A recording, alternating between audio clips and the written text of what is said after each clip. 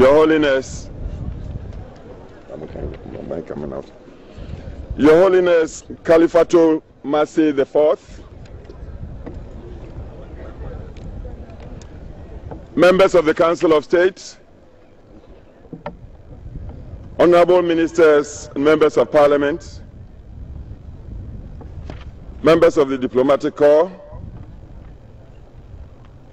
the Amir and missionary in charge of the Ahmadiyya Muslim Mission Ghana, Movi Wahab Adam,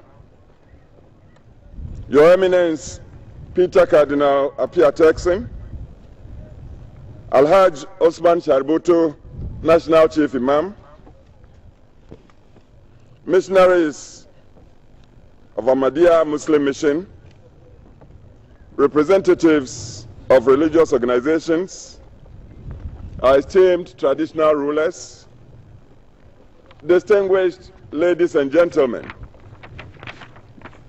Yesterday, I had the honor of receiving His Holiness Khelafat Masih IV and his entourage at the castle. This morning, I am here to join you all for the opening of the centenary celebrations of the Khelafat Ahmadiyya Convention.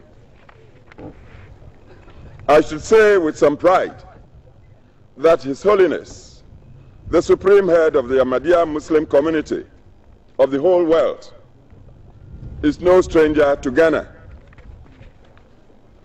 Prior to his assumption of this very high and secret office, he placed himself at the service of our country for some years, combining missionary work with teaching. Therefore, to some here in Ghana, he is a brother and friend, and to many others, a teacher and counselor. Your Holiness, the government and people of Ghana are very happy to see you here again. We wish you a happy and successful convention. We welcome also all the missionaries and delegates who have come here for the convention. Ladies and gentlemen, our country is deeply honored for being vested with the hosting of the first of the conventions to mark the centenary celebrations around the world. Indeed, in recent years, Ghana has been the venue of many international gatherings, both regional and worldwide. This attests to prevailing positive socio-economic and political conditions, which are underpinned by the rule of law and good governance. This convention gives Ghana a further endorsement as a peaceful place for investment, tourism, conferences, and religious engagements.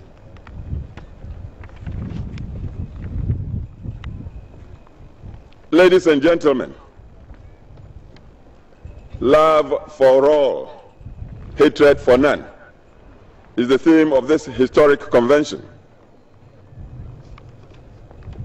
Given a world now riddled with national, regional, and cross-continental conflicts and hostilities, a better theme could not have been chosen.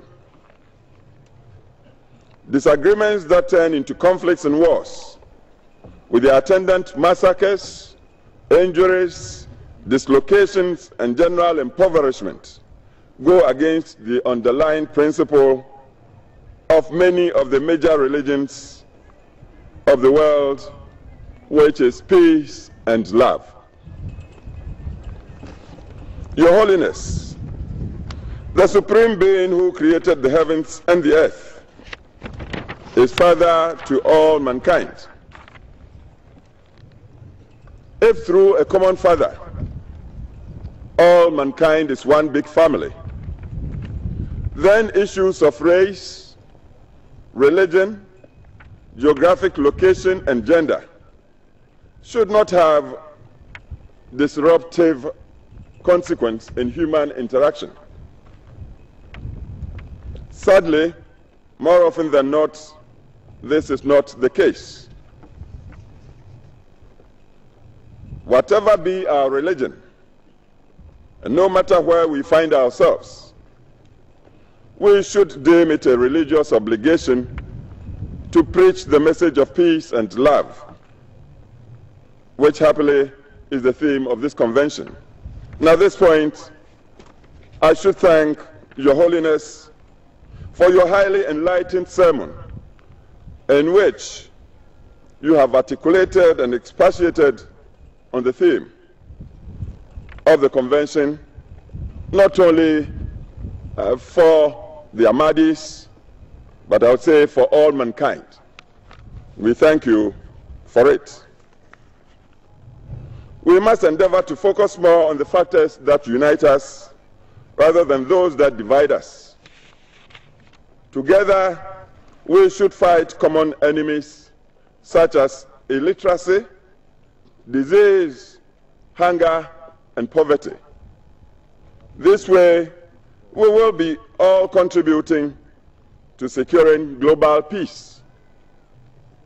And here, ladies and gentlemen, I should acknowledge that the Ahmadiyya mission has put structures in place towards the fight against these common enemies in order to enhance the dignity of man.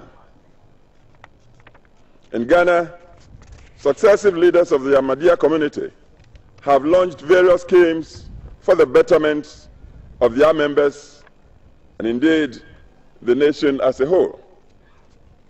One such was the Service to Humanity scheme, launched in 1980 under the auspices of the Third Caliphate.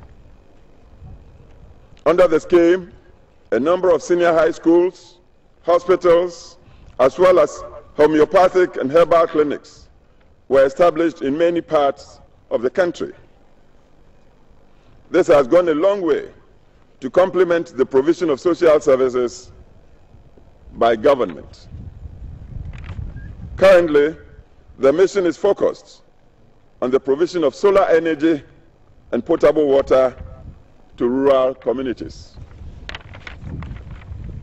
It is significant that this convention is taking place at this farm where the mission has started a project to rear ostriches and breed cattle, in addition to the cultivation of mangoes, pineapples, and other cash crops.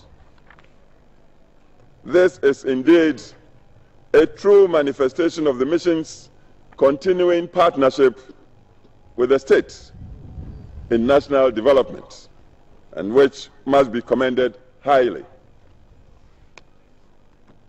Your Holiness, let me assure you that government remains committed to the rule of law, good governance, and freedom of religious worship.